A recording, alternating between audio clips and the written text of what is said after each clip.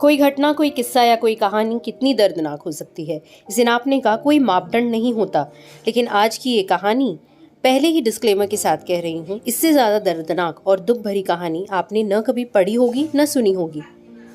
इसीलिए कृपया कमज़ोर दिल वाले इस कहानी को न पढ़ें। 2014 का वर्ष था। इराक में दहशतगर्दों ने हाहाकार मचा रखा था। हर दिन लड़ाइयां, खून खराबा, बम ब्लास्ट, यह तो आम सी बात हो गई थी।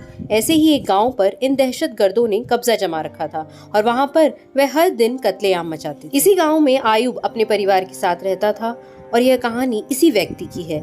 आयुब ने अपनी जिंदगी के सबसे भयानक 2 दिन इस दहशती माहौल में देखे, जो पहले उसने कभी अपनी जिंदगी में नहीं देखे थे। दहशतगर्दों द्वारा आयुब के इलाके में बम फेंका गया। वह था उसकी जिंदगी का पहला सबसे खराब दिन।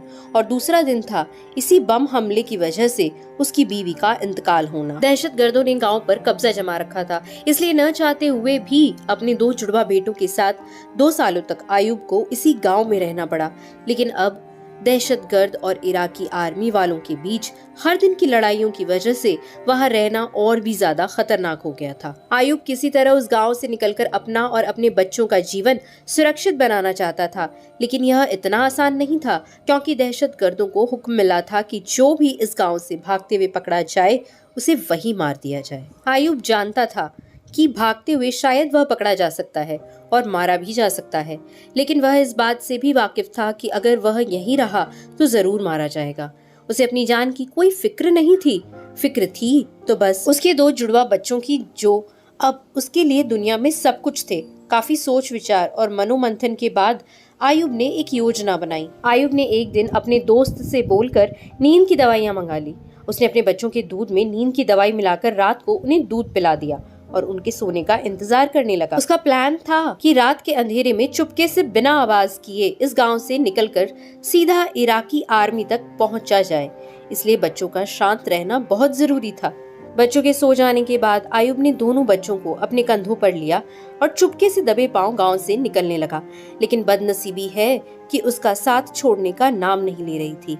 गांव के कोने कोने में दहशतगर्दी पहरा दे रहे थे।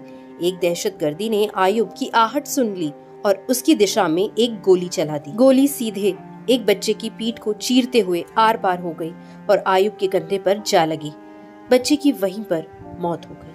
लेकिन मजबूर आयुब अपना दुख मनाने के लिए रुक भी न सकता था। वह किसी तरह बचते बचाते आगे बढ़ गया और दहशतगर्द की नजरों से ओझल हो गया। उसके धर्म के नियमों के अनुसार किसी भी व्यक्ति की मृत्यु हो जाती है तो उसे एक निश्चित समय के अंदर ही जमीन में दफनाना जरूरी होता है। अपने असहनीय दुख और रोती हुई आंखों के साथ आयुब ने अंधेरे में ही जमीन में गड्ढा खोदना चालू किया। जमीन रेतीली थी, इसलिए वह बड़ी आसानी से गड्ढा खोद पाया। अपने बच्चे को दफन किया और दूसरे बच्चे को लेकर फिर आगे बढ़ गया। थकान से बेहाल और दुख से बेजान आयुब आखिरकार इराकी आर्मी तक पहुंच गया। जो घटना उसके साथ हुई थी उसने उसकी आजाद होने की खुशी खत्म कर दी थी। आर्मी वालों ने जब उसे अपनी तरफ आते देखा तो उनमें से एक ने दौड़कर उसके कंधे से उसके दूसरे बच्चे को लिया। आयुब वहीं पर बैठ गया। आर्मी वालों ने उसे पीने के लिए पानी दिया। आयुब पानी पीने लगा, तब आर्मी वालों की बातें उसके कान पर पड़ी, जिन्हें सुनकर उसके पैरों तले से जमीन खिसक गई। आर्मी वाले आपस में बात कर रहे थे, जरूर इस बच्चे के पीठ पर लगे घाव की वजह से इसकी मौत हुई होगी। हो सकता है किसी दहशतगर्द ने पीछे से गोली चलाई हो। उनकी बातें सुनकर आयुब को रियलाइज हुआ कि उसने कितनी बड़ी गलती कर दी थी। उसने रात के अंधेरे में अपने पहले बच्चे की मौत के गम में अपना सुध बुध खोकर अपने सोते हुए बच्चे को ही मरा समझकर उसे दफन कर दिया था। दोस्तों, यह कहानी सुनकर आपके मन में निराशा के भाव आ गए होंगे। ऐसा होना बड़ा ही सहज और स्वाभाविक है, लेकिन इतनी दर्द भरी इस कहानी से भी हम एक सीख ले सकते हैं।